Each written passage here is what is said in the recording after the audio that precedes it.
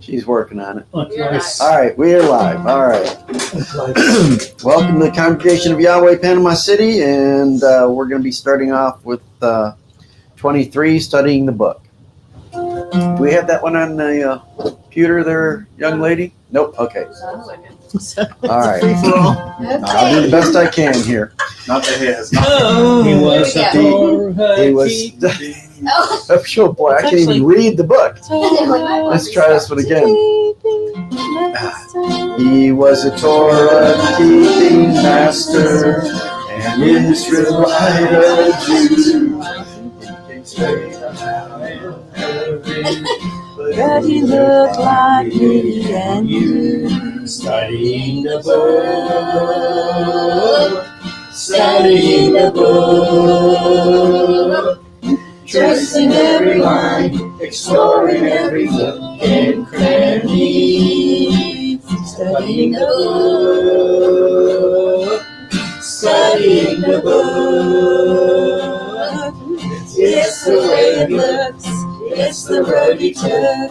Studying the book. He was singing from the Isle of Patmos, his eyes a flame of fire. We study to be just like him when we meet him in the air. Studying the book, studying the book, tracing every line, exploring every nook and cranny. Studying the book, studying the book. It's the way you look, it's the road he took. Studying the book. Since the secret is hidden, and outline is formed. You can look just like Yeshua when our spirit is reborn. Studying the book, studying the book, tracing every line, exploring every nook and cranny. Studying the book, studying the book. It's the way to look, it's the road he took. Studying the book. Well, hope the next one's a good one. There's 4 beats. But this is the volunteer It's supposed to And be if 4 they're beats. not written in my key, then Yeah. you'll see me just standing. I got cold, so I I'm an alto. Rhythm. It's 4 times. This one is on the computer. What was that? What is it? 13. Teach me And this Okay. one is on computer, so we'll get a little help today. We need it.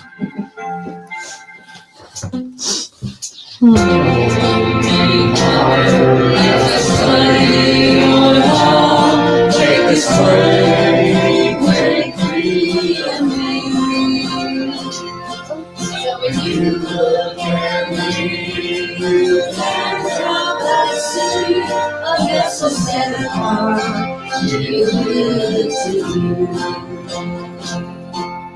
Teach me how, teach me how, teach me to do as I'm told. The words of your mouth are ever told into thousands pieces of gold. Holy Father, as I cling to your love, your word lights each step of my way. Your lamp shines so bright, you light up my life. Through the darkness, I long as the day. Teach me how, teach me how, teach me to do as I'm told. The words of your mouth are there, my God, into thousands pieces of Shining Master, with your tender care, so grow in you rain and song. May the words of my mouth and the thoughts of my mind be the joy to receive along. Teach me now, teach me now, teach me to do as I'm told. The words of your mouth are better by far than 10,000 pieces of gold. That was much. It's so good when we have a computer. Let's pray. Yahweh, our Father and our King, we're so grateful for the opportunity we have to gather together as thy children to worship thee and to celebrate thy Shabbat. And we pray that thou would be with those that are not able to be with us today because of sickness and other problems. Bless them and bless all of those in our congregation that are dealing with health issues and other issues in their lives, and strengthen them and uphold them in thy word and in thy special care. We pray that thou would bless us today with an outpouring of thy spirit and help us to have understanding of thy Torah and to be able to take it into our hearts and to walk it out in our daily lives, that we might be a light to all those around us, that we might be able to further thy kingdom here upon this earth. We ask for these things in the name of Yeshua HaMashiach. Amen. Baruch haba b'Shem Yahweh. Blessed be who comes in the name of Yahweh. Mr. William, can you hand me my notebook under my scriptures there for a second? I know some of the announcements, but I don't know the new moon thing. But anyway, normal announcements. Thank you. The prayer and praises board up there. Get those up there, and Deborah will capture those. And if you need the email, let one of the elders know, and we'll get it to you for the weekly prayer and praises. If you'd like to read Torah, put your name up on the schedule there. Reminder about cell phones, silence those. And this is going to be fun. The next new moon will be the 1st of January. So it'll be just into the new year. We'll be meeting about 4:30. Sunset's going to be just before 5 p.m. And that'll be the 10th month. So, and Caitlin, I guess you're reading, so I'll turn it over to you. Oh my, what is Well, that? that's It's a one of the different wheels. noise. What was that, the wheel? Yeah. That was some noise. I wonder if there's a mic or something. Yeah, it could be.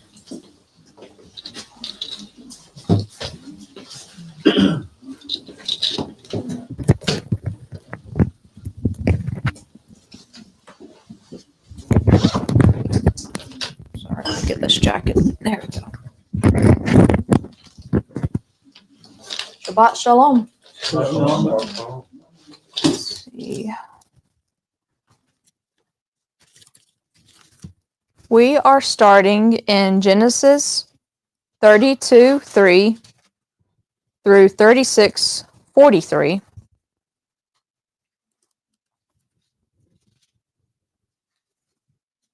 And Jacob sent messengers before him to Esau his brother unto the land of Seir, the country of Edom. And he commanded them, saying, Thus shall ye speak unto my lord Esau. Your servant Jacob says thus, I have sojourned with Laban, and stayed there until now. And I have oxen and donkeys, flocks and men servants, and women servants. And I have sent to tell my lord, that I may find grace in your sight.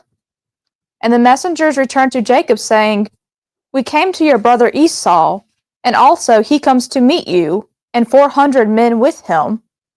Then Jacob was greatly afraid and distressed, and he divided the people that were with him, and the flocks and herds and the camels into 2 bands, and said, If Esau comes to the one company and smites it, then the other company which is left shall escape.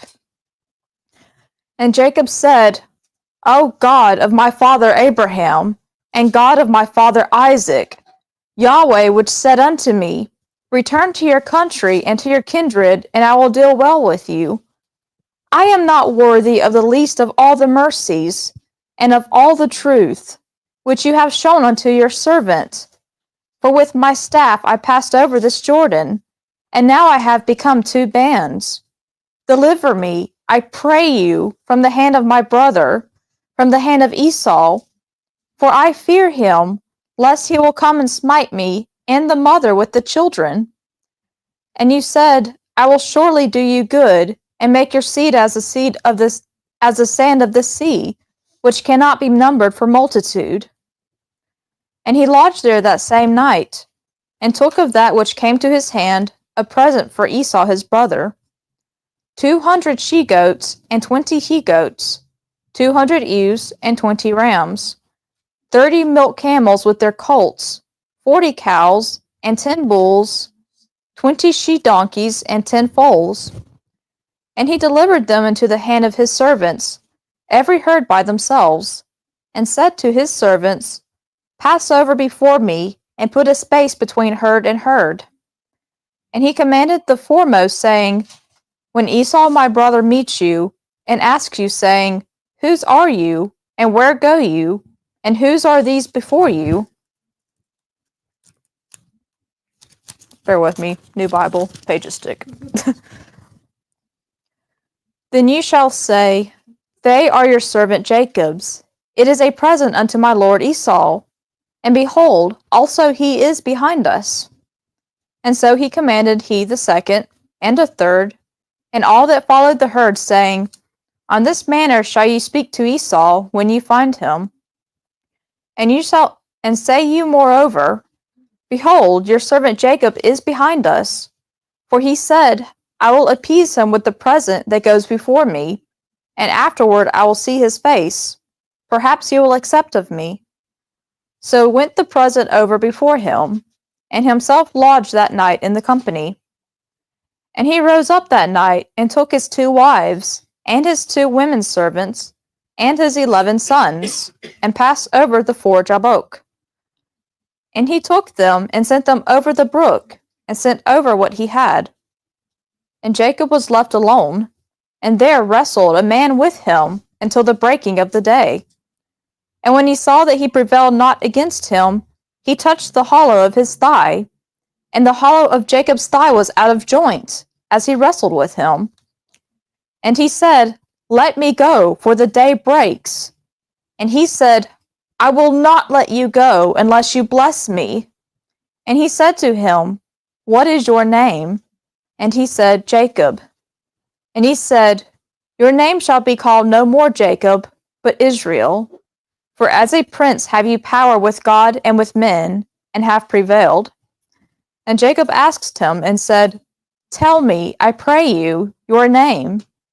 And he said, Why is it that you do ask after my name? And he blessed him there. And Jacob called the name of the place Peniel, for I have seen God face to face, and my life is preserved. And as he passed over Penuel, the sun rose upon him, and he limped upon his thigh. Therefore the children of Israel eat not of the sinew which shrank, which is upon the hollow of the thigh, unto this day, because he touched the hollow of Jacob's thigh in the sinew that shrank. And Jacob lifted up his eyes and looked, and behold, Esau came, and with him 400 men. And he divided the children unto Leah, and unto Rachel, and unto the 2 handmaids. And he put the handmaids and their children foremost, and Leah and her children after, and Rachel and Joseph last. And he passed over before them, and bowed himself to the ground 7 times, until he came near to his brother. And Esau ran to meet him, and embraced him, and fell on his neck, and kissed him, and they wept. And he lifted up his eyes, and saw the women and the children, and said, Who are these with you? And he said, The children which God has graciously given your servant. Then the handmaidens came near, they and their children, and they bowed themselves. And Leah also with her children came near, and bowed themselves. And afterward came Joseph near, and Rachel, and they bowed themselves. And he said, What mean you by all this company which I met? And he said, These are to find grace in the sight of my Lord. And Esau said, I have enough, my brother. Keep what you have to yourself. And Jacob said, No, I pray you, if now I have found grace in your sight, then receive my present at my hand. For therefore I have seen your face, as though I had seen the face of God, and you were pleased with me. Take, I pray you, my blessing that is brought to you, because God has dealt graciously with me, and because I have enough. And he urged him, and he took it. And he said, Let us take our journey, and let us go, and I will go before you. And he said to him, My Lord knows that the children are tender, and the flocks and herds with young are with me. And if men should overdrive them one day, all the flock will die. Let my Lord, I pray you, pass over before his servant. And I will lead on softly, according as the cattle that goes before me, and the children be able to endure, until I come unto my Lord unto Seir. And Esau said, Let me now leave with you some of the folk that are with me.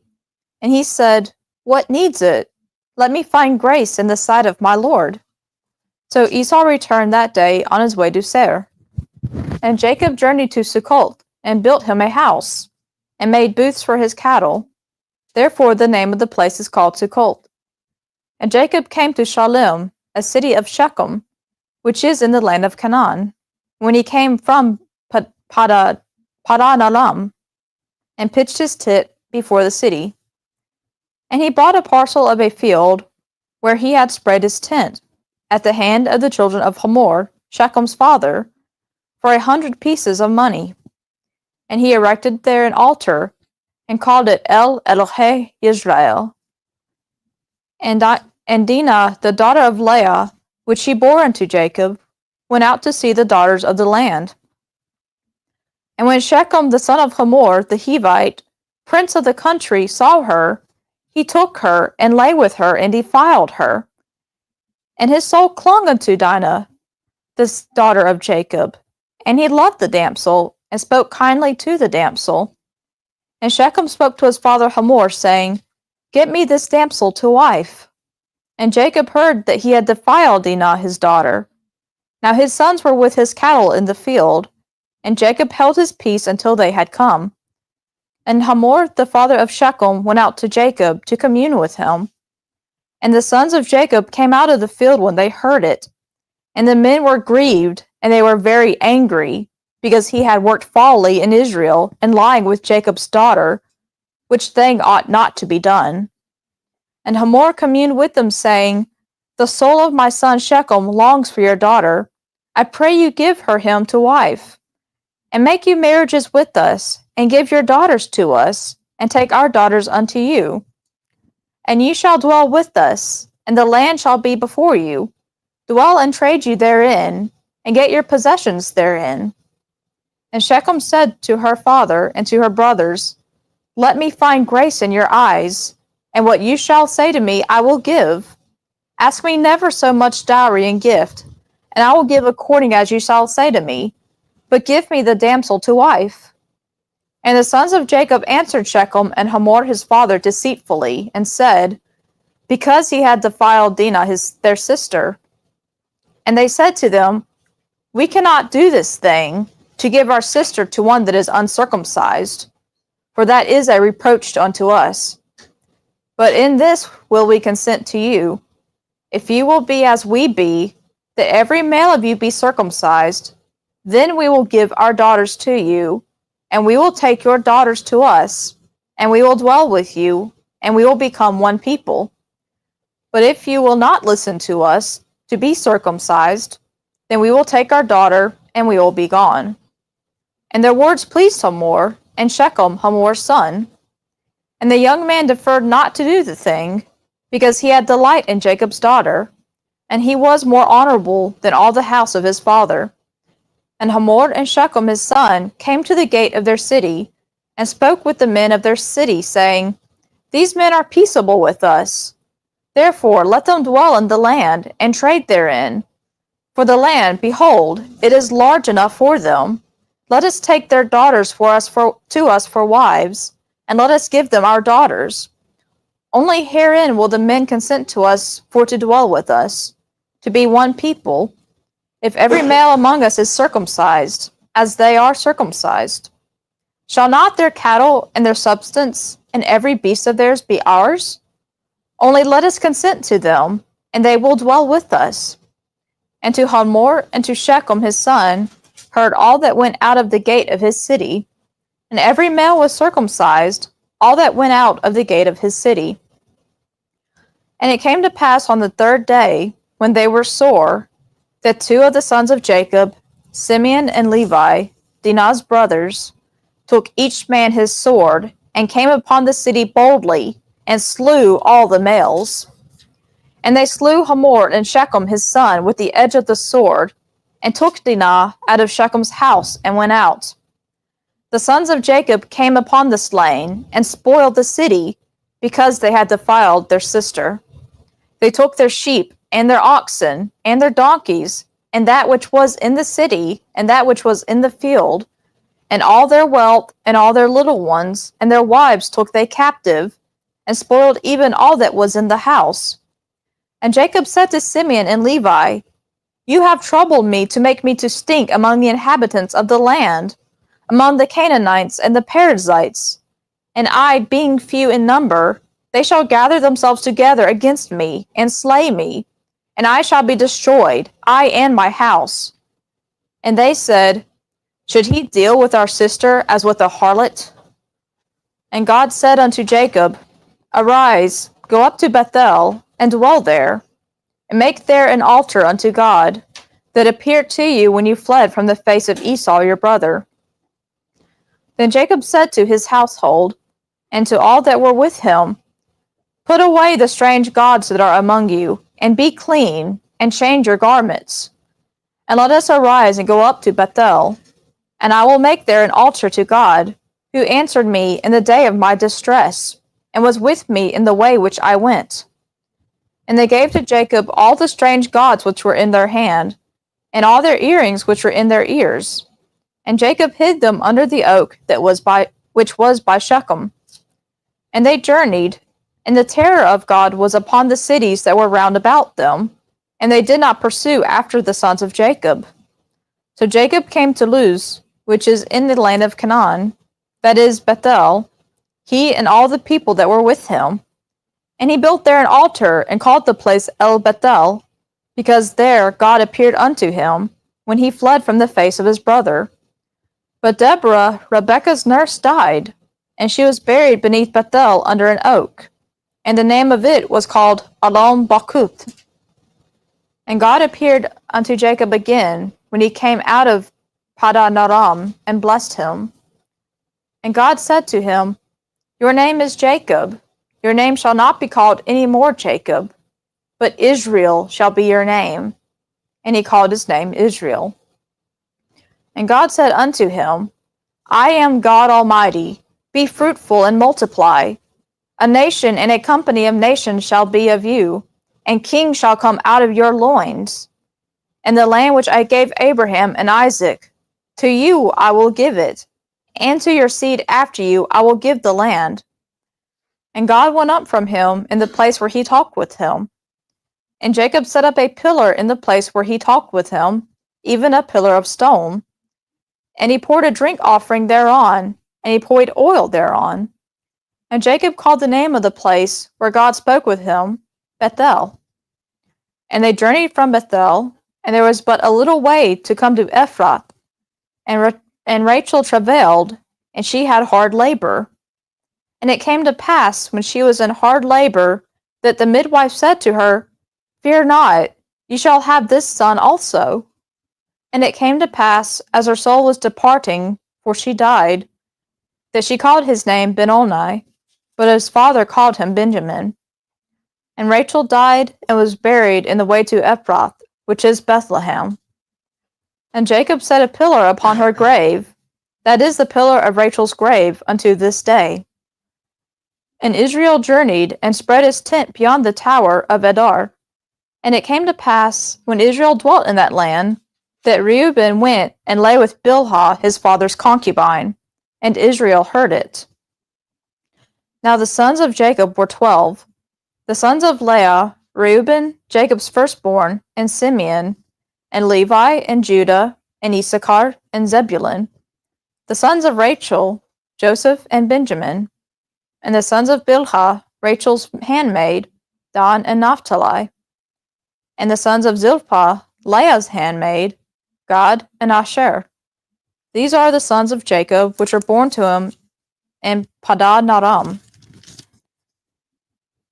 And Jacob came to Isaac his father to Mamre, to the city of Arba, which is Hebron, where Abraham and Isaac dwelt.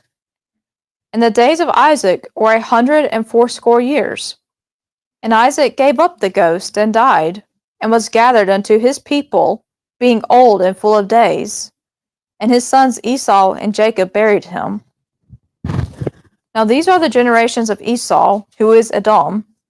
Esau took his wives from the daughters of Canaan, Adah the daughter of Elon the Hittite, and Aholibamah the daughter of Anah, the daughter of Zibeon the Hivite, and Bashemat Ishmael's daughter, sister of Nebaioth. And Adah bore to Esau Eliphaz, and Bashemat bore Reuel, and Aholibamah bore Yeush, and Yalam, and Korah.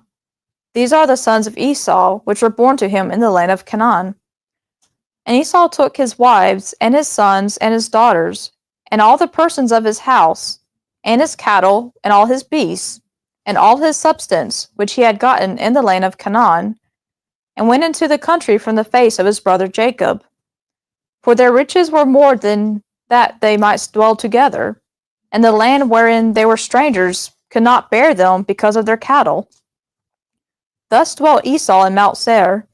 Esau is Edom. And these are the generations of Esau, the father of the Edomites, in Mount Seir. These are the names of Esau's sons: Eliphaz, the son of Adah, the wife of Esau; Reuel, the son of Bashemat, the wife of Esau. And the sons of Eliphaz were Teman, Omar, Zepho, and Gatam, and Kenaz. And Timnah was concubine to Eliphaz, Esau's son, and she bore to Eliphaz Amalek. These were the sons of Adah, Esau's wife. And these are the sons of Reuel, Nahath, and Zerah, Shammah, and Mizah. These were the sons of Bashemat, Esau's wife. And these are the sons of Aholibamah, the daughter of Anah, the daughter of Zibeon, Esau's wife. And she bore to Esau Yeush, and Yalam, and Korah. These were dukes of the sons of Esau. The sons of Eliphaz, the firstborn son of Esau: Duke Teman, Duke Omar, Duke Zepho, Duke Kenaz, Duke Korah, Duke Gatam, and Duke Amalek. These are the dukes that came of Eliphaz in the land of Edom. These were the sons of Adah. And these are the sons of Reuel, Esau's son: Duke Nahath, Duke Zerah, Duke Shammah, Duke Mizah. These are the dukes that came of Reuel in the land of Edom. These are the sons of Bashemat, Esau's wife. And these are the sons of Aholibamah, Esau's wife: Duke Yeush, Duke Yalam, Duke Korah. These were the dukes that came of Aholibamah, the daughter of Anah, Esau's wife. These are the sons of Esau, who is Edom, and these are their dukes. These are the sons of Seir the Horite, who inhabited the land: Lotan, and Shobal, and Zibeon, and Anah, and Dishon, and Etzer, and Dishan. These are the dukes of the Horites, the children of Seir, in the land of Edom. And the children of Lotan were Hori and Heman, and Lotan's sister was Timnah. And the children of Shobal were these: Aban, and Manahath, and Ebal, Shepho, and Onam. And these are the children of Zibeon, both Ayah and Anah. This was that Anah that found the mules in the wilderness, as he fed the donkeys of Zibeon his father. And the children of Anah were these, Dishon and Aholibamah, the daughter of Anah. And these are the children of Dishon, Himdan and Eshban and Ithran and Cheran. The children of Etzer are these, Bilhan and Zavan and Akan. The children of Dishon are these, Uts and Aran. These are the dukes that came of the Horites, Duke Lotan, Duke Shobal, Duke Zibeon, Duke Anah, Duke Dishon, Duke Etzer, Duke Dishon. These are the dukes that came of Hori, among their dukes in the land of Seir. And these are the kings that reigned in the land of Edom, before there reigned any king over the children of Israel. And Bela, the son of Beor, reigned in Edom, and the name of his city was Dinhabah. And Bela died, and Yobab, the son of Zerah of Bozrah, reigned in his stead. And Yobab died, and Husham of the land of Temanai reigned in his stead. And Husham died, and Hadad, the son of Bedad, who smote Midian in the field of Moab, reigned in his stead. And the name of his city was Abith. And Hadad died, and Samlah of Masrekah reigned in his stead. And Samlah died, and Shaul of Rehoboth by the river reigned in his stead. And Shaul died, and Baal-Hanan, the son of Achbor, reigned in his stead. And Baal-Hanan, the son of Achbor, died, and Hadad reigned in his stead. And the name of his city was Paul, and his wife's name was Mehetabel, the daughter of Matre, the daughter of Mesahab. And these are the names of the dukes that came of Esau, according to their families, after their places by their names: Duke Timnah, Duke Alva, Duke Yethet, Duke Aholibamah, Duke Elah, Duke Pinon, Duke Kenaz, Duke Teman, Duke Mibzar, Duke Magdiel, Duke Iram. These be the dukes of Edom, according to their habitations in the land of their possession. He is Esau, the father of the Edomites. Next, we are in Hosea 11:7 through 12:12.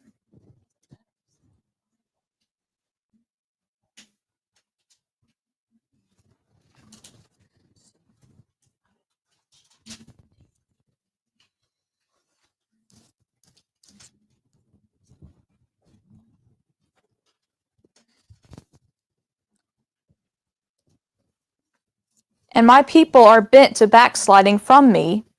Though they called them to the Most High, none at all would exalt him. How shall I give you up, Ephraim? How shall I deliver you, Israel? How shall I make you as Admah? How shall I set you as Zeboim? My heart is turned within me, my repentings are kindled together. I will not execute the fierceness of my anger. I will not return to destroy Ephraim. For I am God and not man, the Holy One in the midst of you, and I will not enter into the city. They shall walk after Yahweh. He shall roar like a lion. When he shall roar, then the children shall tremble from the west. They shall tremble as a bird out of Egypt, and as a dove out of the land of Assyria. And I will place them in their houses, says Yahweh. Ephraim compasses me about with lies, and the house of Israel with deceit. But Judah yet rules with God, and is faithful with the saints. Ephraim feeds on wind, and follows after the east wind. He daily increases lies and desolation. And they do make a covenant with the Assyrians, and oil is carried into Egypt. Yahweh has also a controversy with Judah, and will punish Jacob according to his ways. According to his doings he will recompense him. He took his brother by the heel in the womb, and by his strength he had power with God. Yes, he had power over the angel and prevailed. He wept and made supplication to him. He found him in Bethel, and there he spoke with us. Even Yahweh, God of hosts, Yahweh is his memorial. Therefore, turn you to your God, keep mercy and judgment, and wait on your God continually. He is a merchant. The balances of deceit are in his hand. He loves to oppress. And Ephraim said, Yet I have become rich. I have found me out wealth. In all my labors they shall find no iniquity in me that is sin. And I that am Yahweh, your God, from the land of Egypt, will yet make you to dwell in tabernacles, as in the days of the solemn feast. I have also spoken by the prophets, and I have multiplied visions and used similitudes by the ministry of the prophets. Is there iniquity in Gilead? Surely they are vanity. They sacrifice bullocks in Gilgal. Yes, their altars are as heaps in the furrows of the fields. And Jacob fled into the country of Syria, and Israel served for a wife, and for a wife he kept sheep.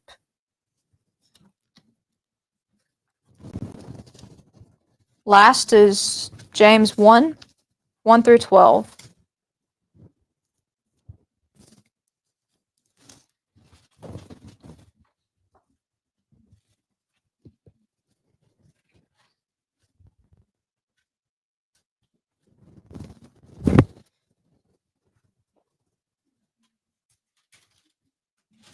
James, a servant of God and of the Lord Yeshua the Messiah, to the 12 tribes which are scattered abroad, greetings.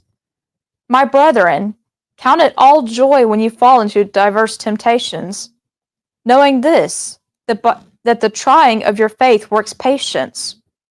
But let patience have her perfect work, that you may be perfect and entire, wanting nothing. If any of you lacks wisdom, let him ask of God, that gives to all men liberally, and reproaches not, and it shall be given him. But let him ask in faith, nothing wavering, for he that wavers is like a wave of the sea, driven with the wind and tossed. For let not that man think that he shall receive anything of the Lord. A double-minded man is unstable in all his ways. Let the brother of low degree rejoice in that he is exalted, but the rich in that he is made low, because as a flower of the grass he shall pass away. For the sun has no sooner risen with a burning heat, but it withers the grass, and the flower thereof falls, and the grace of the fashion of it perishes. So also shall the rich man fade away in his ways. Blessed is the man that endures temptation, for when he is tried, he shall receive the crown of life, which the Lord has promised to him that love him. That concludes the readings for today.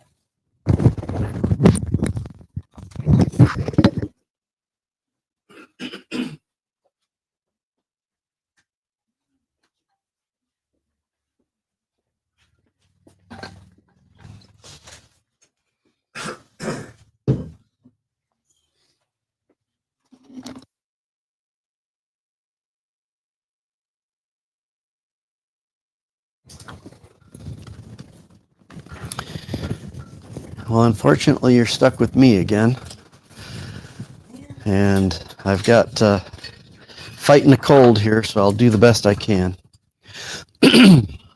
But I love it when things come together. It's one of the things I look for to see if I'm on the right track, because usually when things line up like that, it's Yahweh is just showing you those little breadcrumbs that are showing, that he's approving of what you're doing. At least that's the way I look at it. I hope that's correct. But because we've talked about some of these things, and I'm actually going to be repeating some of the readings we've had today, at least a little section of it. I'm going to start out talking about the gospel, but I'm going to do it in a way that, well, most of you probably understand this, but if we have new people that, are just coming into this walk, and maybe even some that have been in it a while, may not fully understand, because what is the gospel? And there's a few scriptures here I want to start out with that kind of helps us to understand it, at least more fully, in my opinion. Matthew 4:23, it says, Yeshua was going about in all of Galilee, teaching in their synagogues and proclaiming the gospel of the kingdom and healing every disease and every and every sickness among the people. And then in Matthew 9:35, Yeshua was going through all the cities and villages, teaching in the synagogues and proclaiming the gospel of the kingdom and healing every disease and every sickness. Have you started seeing a theme here yet? Matthew 24:14, this gospel of the kingdom shall be preached in the whole world as a testimony to all the nations, and then the end will come. And then finally in Luke 16:16, the law and the prophets were proclaimed until John came. Since that time, the gospel of the kingdom of God has been preached, and everyone is forcing his way into it. So we see here that there's more to the gospel than just our individual salvation. It's talking about a kingdom here that we've got to be associated with. So we're going to talk about that a little bit today.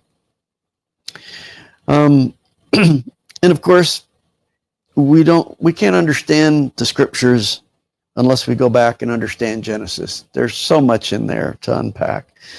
And if we carefully look at Genesis, typically we think about, the Garden of Eden and the fall that happened there, but that may only be one of possibly 3 events that could be considered falls. You can look in chapter 6 and in 10 and 11 and look for yourself and see looks like there's more trouble at hand here as we look at the scriptures. And so, and we have to look at it from the perspective of the ancient Hebrews, because we sometimes try to put our modern day understanding into the scriptures, and we need to be cautious about that, I think. So we also need to, even the ancient Hebrews had this problem, is that as they would look at the scriptures and what's being taught, and you see this a lot in the Pharisees and such during Yeshua's time as well, they're looking for these physical manifestations of what Yahweh's talking about in the scriptures. But perhaps we need to change our outlook and look more towards the spiritual things that are going on. Because spiritually, after the fall in Eden, there was a transfer of authority. That authority was taken from Adam and turned over to Satan.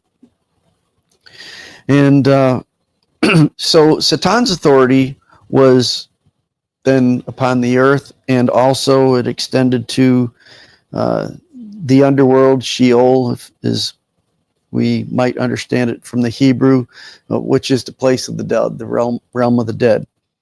So Satan was basically the ruler of the dead. And we see that if you look around even today, if you look at society and stuff, a lot of those that are not following in the way as we're trying to do, there's a lot of focus on death. And this is all part of that consequence of sin entering the world, because of course the penalty for sin is death. That's what we're fighting here. Now, if we are following these earthly ways and we're following after, kind of Satan and following under his authority, we're destined for this eternal death. Hopefully that's not where we're at, but that's where if you're not looking for the truth and trying to follow it, that's a consequence. But Yahweh has given us grace, and he can rescue us from this death, these consequences of sin. And this was known all the way back, in the early times. They didn't necessarily talk about it as resurrection as we know it and things like that, but they did look for that rescue, that salvation, if you will, from Yahweh. But again, a lot of times they looked at it more in a physical sense. You'll see that over and over again in the Old Testament, where when they were rescued out of their, when they were cast out of the land and such, and they were returned and things like that, they looked at those things as the hand of Yahweh. And there's a lot of connections and similes there. So if the kingdom of Satan is death, then the kingdom of Yahweh is the opposite of that, which would be life. So if we want to follow Yahweh, we need to come out of that kingdom of death and come into the kingdom of life. We call that, in the New Testament language, being born again. In the Old Testament, you'd be saying you were crossing over, being a Hebrew, if you were an Hebrew in the Hebrew. And these are common threads as we go through. There's that rebirth. I think that's kind of what Yeshua was talking with Nicodemus, when he was, oh, can a man be born again? And, and he's like, he looked at him, are you a teacher in Israel? You don't understand this? This is crossing over. It's the same thing, same concept. I think he was a little irritated with them over that. And perhaps sometimes we have that problem. We get stuck in our mindset because of the deceptions of the evil one. But there's more to it than that. There's this rebirth and such, but when you're reborn and you come into this life, you're coming into the kingdom of life. So with that, there's also a concept connected with this of inheritance, because we become, if we properly are reborn and into this kingdom, we not only become citizens of the kingdom, but we also gain a sonship or a daughtership, in case of the women, I suppose you could call it. So, and Yeshua has said that he will share his inheritance with us. So, and with this,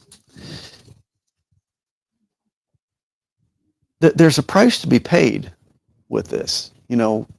We think, oh yeah, it's just, salvation is by grace and everything. Well, that's true for us. We don't pay anything, but Yeshua has paid the price for us. We are redeemed. And, a lot of times when we think about that, we just think of grace and all this stuff, but there's actually a payment that was made. This is an actual physical transaction that occurred. And that's what redemption is when even in our country back in the day, we think of slavery in the United States, and most of the slavery, when we say that, most of that is really man stealing. If you look at the African Americans that were brought over and stuff involuntarily, that's man stealing. That's not the slavery that is typically talked about in the Bible. Most of the slavery talked about in the Bible is more of what we would call indentured servitude. And indentured servants they were, but even these contracts for indentured servitude could be bought and sold. That there was money or time and such transferred and things like that. And this is where the idea of that redemption comes along, is that the price is paid so that you're freed from that bondage or that contract. Yes, year of Jubilee too. Yeah, that's a whole nother topic. But yes, well, that's true. Yeah, crucifixion. Yeah, you could look at that as a Jubilee. Yes. Yeah, that's a good way of looking at that. Good point. And like in 1 Corinthians 6:20, it says, for you were bought with a price, so glorify God in the body. So this is talking about us being bought with that price, but part of that from our perspective is pledging our allegiance to him and his Father. And that brings us into being a bondservant. And there's a specific type of bondservant here, because in this indentured servitude thing is if you decided that, this master I got, he is the best. He loves me. He takes care of me. All my needs are met. I don't want to leave him. And there's a procedure for that. You take him to the doorpost and you all his ear, you put a ring in his ear and so on. And then they become their servant forever. That's the relationship that we're looking at between us and Yeshua. And we do this by repenting and accepting the Father and the Son as our King and Prince. And when that happens, that's the point where we can gain a share of that inheritance. Again, going back to the ancient times, a bondservant could actually receive part of the inheritance under certain circumstances and rules at that time. So this all lines up, even in the physical history, if we look at it. And in Romans 8:17, of course, we're familiar with this probably.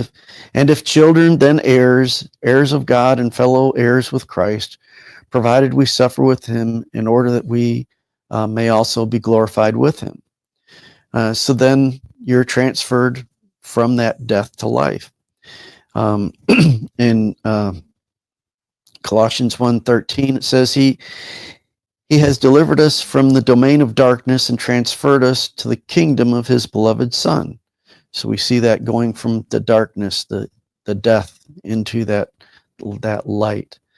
And Yeshua taught also in Matthew 6:33, but seek first the kingdom of God and his righteousness, and all things will be added to you. So our objective should be on this kingdom. Now, it also says in Luke 12:34, where your treasure is, there your heart will be also. So, we need to be seeking this kingdom from our heart with full sincerity. But in John 18:36, Yeshua answered and said, my kingdom is not of this world. So we're not talking about an earthly kingdom here necessarily. If my kingdom were of this world, my servants would have been fighting that I might not be delivered over to the Jews, but my kingdom is not from this world. So it's a spiritual kingdom. It's not here.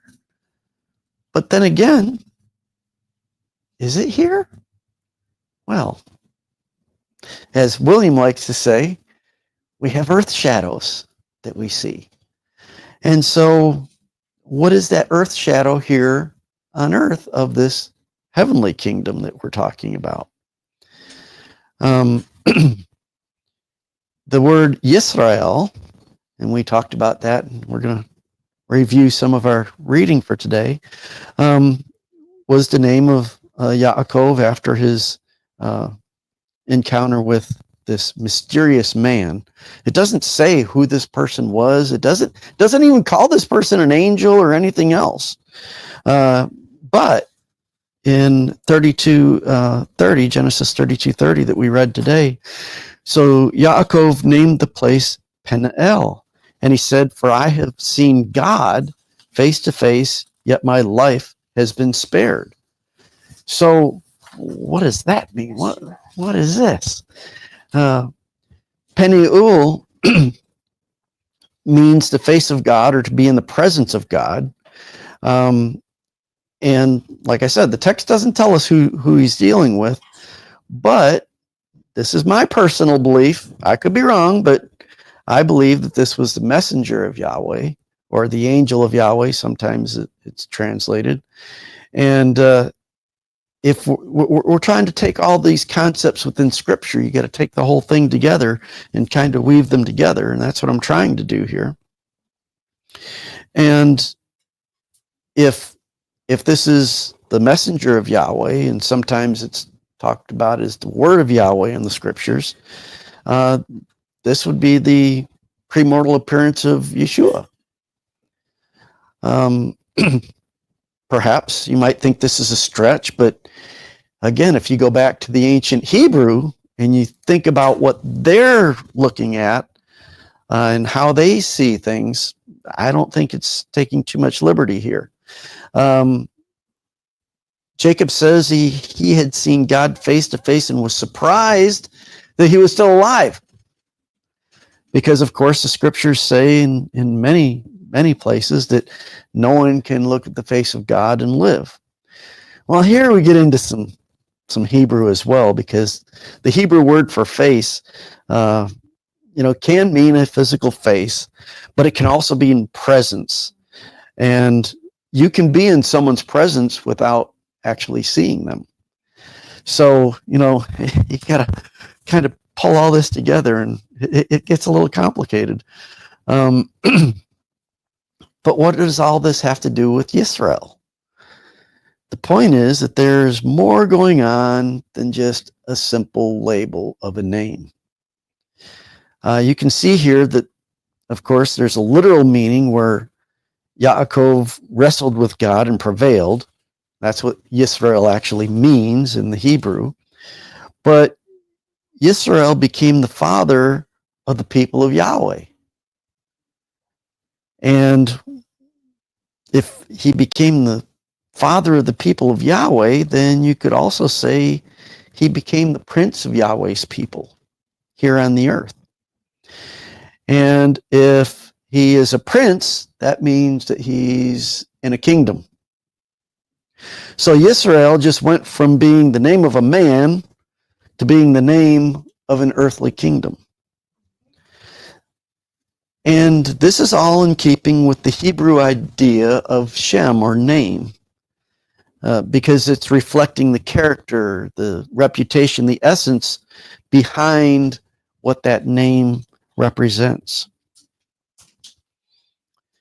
And as you study the scriptures, you'll see that this Yisrael, this kingdom on earth, becomes very important.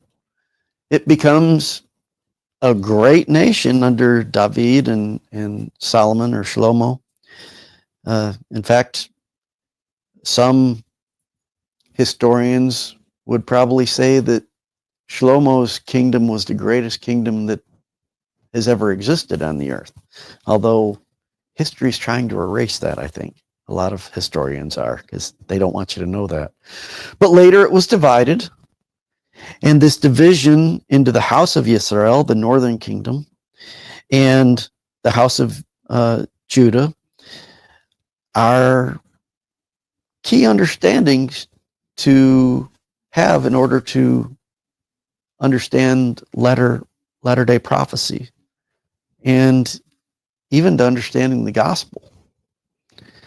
And of course, going back to where we began, we always have to look at the spiritual rather than the physical or the material.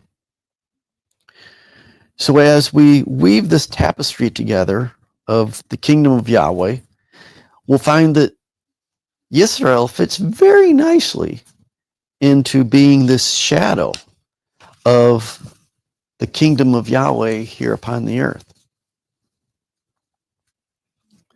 In Galatians 6:16, all who will follow this rule, peace and mercy be upon them and upon the Yisrael of God. And Leviticus 24:22, there shall be only one standard for you, and it shall be for the stranger as well as the native, for I am Yahweh, your Elohim. Now, Paul, again in Romans 11, he uses the olive tree as a illustration to help us understand the covenants between the house of Judah and the house of Yisrael, including the grafting in of the Gentiles through the house of Yisrael. And the parable clearly shows a single tree, but the vine dresser uses his skills to improve the health of both the tree and the root system, with the intent purpose to increase the fruit or the yield of that tree overall. If the kingdom is truly a spiritual kingdom, then we need to, of course, first look for the spiritual, and then we'll see those earth shadows. Using this illustration, the earth shadow of the kingdom of Yahweh is Yisrael. Unfortunately, many people, when we say Yisrael today, think immediately of the nation of Yisrael. And that's part of it. It is a part of it. But it's actually a very small part of that earth shadow. So then we get to one of my favorite topics. And that's the second Exodus. Okay, in Jeremiah 16, starting in 14, it says, "Therefore, behold, the days are coming, declares Yahweh, when it shall no longer be said, Yahweh lives, who brought up the people of Israel out of the land of Egypt, but as Yahweh lives, who brought up the people of Israel out of the northern country."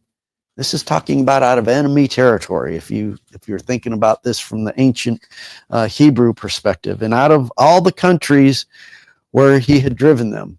Oh yeah, Kenyon is sounding off in there already. I can hear him right now. "For I will bring them back to their own land that I gave to their fathers." So there's going to be an earth shadow here. If we're thinking spiritually, the whole earth is Yahweh's. So, they're throughout the whole earth.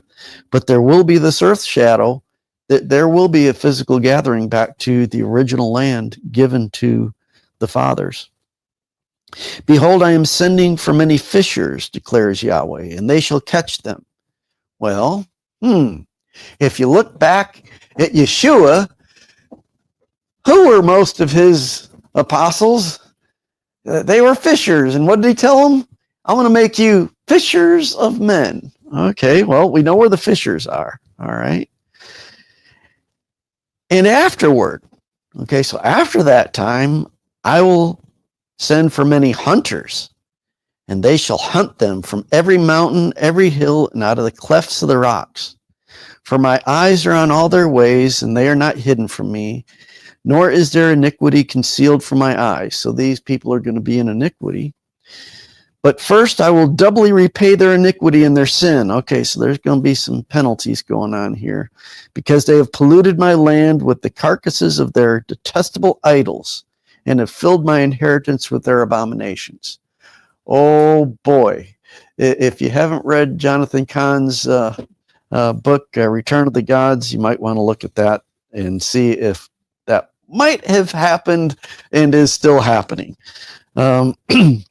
"O Yahweh, my strength and my stronghold, my refuge in the day of trouble, to you shall the nations come from the earth, or from the ends of the earth, and say, our fathers have inherited nothing but lies, worthlessness, things in which there is no profit." So there's going to be a revival here of some sort going on, because there's going to be people that are going to see, oh, I'm looking around me, and man, my fathers, we've inherited all these lies and worthless things. "Can a man make for himself gods? Such are not gods." So we're saying, no, this stuff ain't right. "Therefore, behold, I will make them know this once. I will make them know my power and my might, and they shall know that my name is Yahweh."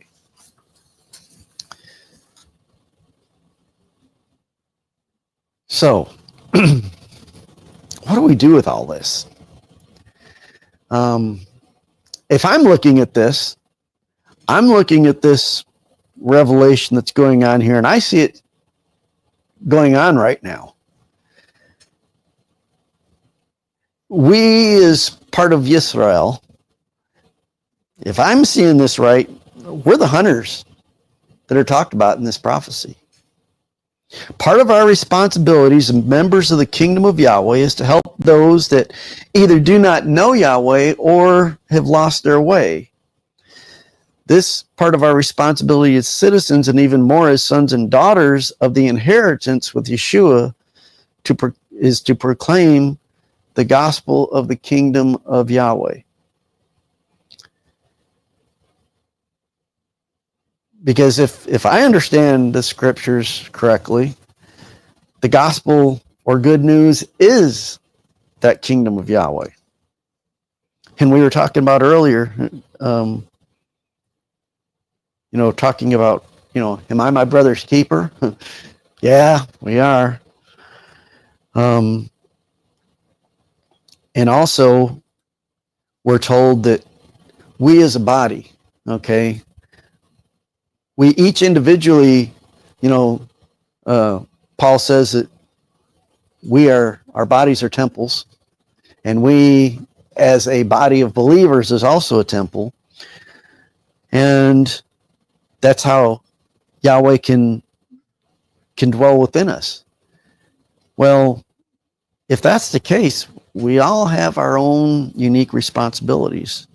And that's where I wanted to get to with this, is that I think it's time for us to take some internal reflection. It's helpful sometimes to look in the mirror and ask, what am I doing to further the work of the kingdom of Yahweh? And for each person, this answer is going to be different, because we're all different parts of the body. Some of us are hands, some of us are feet, some of us are ears, and whatever. We all have different abilities, aptitudes, talents.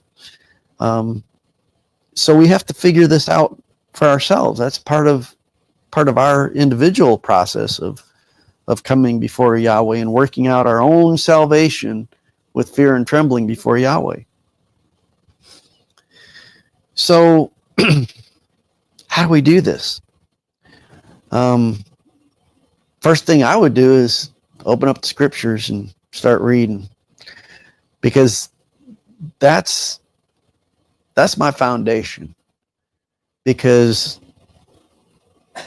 the Bible has been tried over how many millennia now? It's been tried and true, and I believe that it's inerrant. I mean, there are some scribal errors here and there, but overall, taking those things out of the equation, and because we can identify some of those things. Overall, if you tie it all together, it brings one coherent picture. Also, deliberate and sincere prayer, and seeking the Spirit. This can be helpful, but I had a note of caution, and this is maybe I'm a little more cautious than some on this, because in my previous life, in my wandering in Mormonism, as I call it, I relied too much on the Spirit. And there's more than one Spirit out there. You got to make sure that the Spirit you're listening to is the Spirit of Yahweh and not the spirit of some other God. And so how do you do that? Well, again, you've got to look at what this influence is telling you to do, and then go back to those scriptures again. And make sure that whatever you're considering doing is in alignment with Yahweh's Torah. Because if it's not, then okay, you got to reevaluate where this is coming from and what you're doing.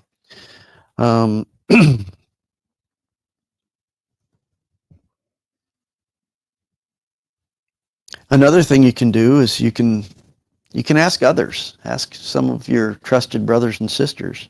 Because a lot of times someone else can see some of your blind spots that you don't see. And, ask them, what do you think I should be doing? What do you see as my talents and the things that could be helpful in the kingdom? And again, go back and test those things that they tell you against the Torah. Make sure you're in line. And this should be a continual process for all of us. Had I not been doing this periodic self-evaluation, I might not be here today.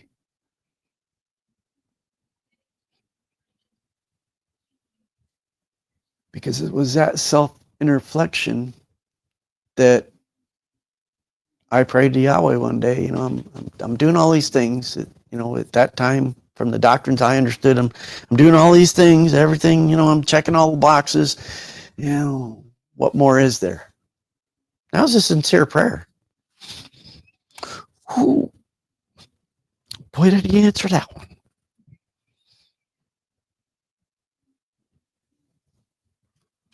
And,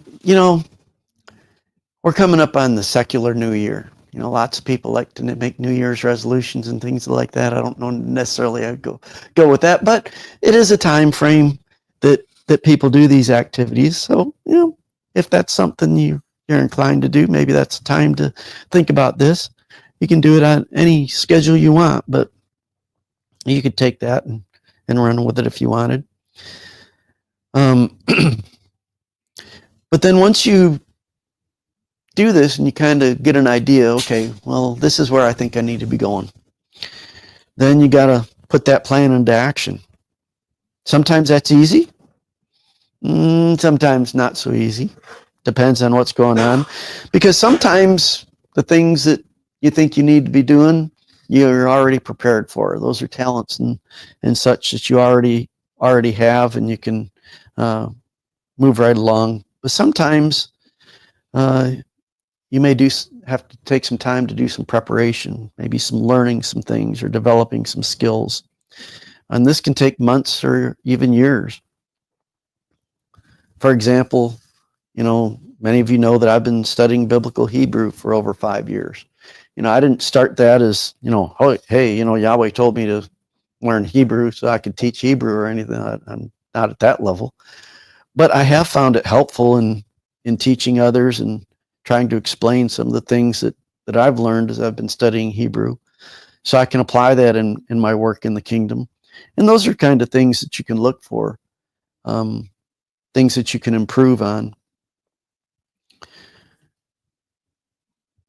And don't be discouraged. Sometimes that's difficult. Don't compare yourself to others. Because, if you're a hand and you're comparing yourself to a foot, there's going to be a lot of differences there, and you shouldn't be trying to compare yourself, because hands and feet have a lot different functions. You need to be concerned with what you're being asked to do. And sometimes these things can be easy and simple. Might be nothing more than a kind word or deed to brighten someone's day, lighten their burdens. It's not as important what you are doing in the kingdom, but how and why you're doing it. Look at Yeshua. He's our example, isn't he? I mean, if I understand things correctly, he was Yahweh incarnate. He was Yahweh in the flesh. Yet he humbled himself and served others. I mean, he washed his apostles' feet. He did all sorts of things, that you wouldn't expect a master to be doing. But he did that to teach us, to show us that we need to serve with that willing heart out of an agape love for Yahweh and Yeshua, and of course for our fellow man as well. So I encourage you to take some time, do some of this self-reflection, and seek Yahweh and his Spirit to take a look and see what talents and such do you have, and where can you serve in this kingdom. We're all in this spiritual battle together. If we all contribute to the fight, we'll have a stronger congregation, we'll be stronger individually, and we'll have a greater ability to overcome Satan and his minions. And I'll just leave you with one parting thought. You're going to hate this one, but I'm going to do it anyway. I'm going to give you the advice of Master Jedi Yoda. Do, don't do, no try. Yahweh bless. All right, so, and let's see. Oh boy, I've got another one here. We're doing the banner, number 69. Let's see if I remember this one. You guys are going to have to help me on this one because I don't think I remember this one quite as well. Oh, well, William's got this. Oh, yeah, William. Yes, William. You want to come up here and help me? Because that's right. This is your favorite He does song, the yelling. Start me off on this one, William. 69. This is your favorite one. We don't have this one on a computer, do we? No. Darn. We are the people of Yahweh. The banner we fly is His name. We march to the beat of the Master's drum. We'll work through the night till His kingdom has come. May the name of Yahweh fly high. May the name of Yahweh fly high. Higher, higher, even up to the sky. May the name of Yahweh fly high. We are the people of Yahweh. We were called by His wonderful name. Daily we carry the banner and sing. We're willing to die for the cause of our King. May the name of Yahweh fly high. May the name of Yahweh fly high. Even up to the sky. May the name of Yahweh fly high. We are the people of Yahweh. We wear on our foreheads His name. Someday we'll rule with His mighty Son. His banner will cover the earth. We'll have won. May the name of Yahweh fly high. May the name of Yahweh fly high. Higher, higher, even up to the sky. May the name of Yahweh fly high. Well, we butchered that one pretty good. Thank you, William. Oh, you're welcome. Father, we thank you for this day. We bless you and praise you for all the blessings in our life, for the fact that you still allow breath in our bodies, and the opportunity to come to you and your Son, to study your word, to learn it, to live it, to put it in our lives, to work as beacons to others around us, call them to you, to your Son. All blessings. And we thank you for all of that you allow us to do, an opportunity to learn and do. We ask that you would use us as tools in your hand, help us to grow and further your kingdom and to do your work willingly and with a glad heart. We also ask that you would bless the food we're about to receive, use it to the nourishment of our bodies, and to further us into the service of your word. We ask all of this in your Son's holy and precious name. Baruch haba Hashem Yahweh. Blessed is he who comes in the name of Yahweh.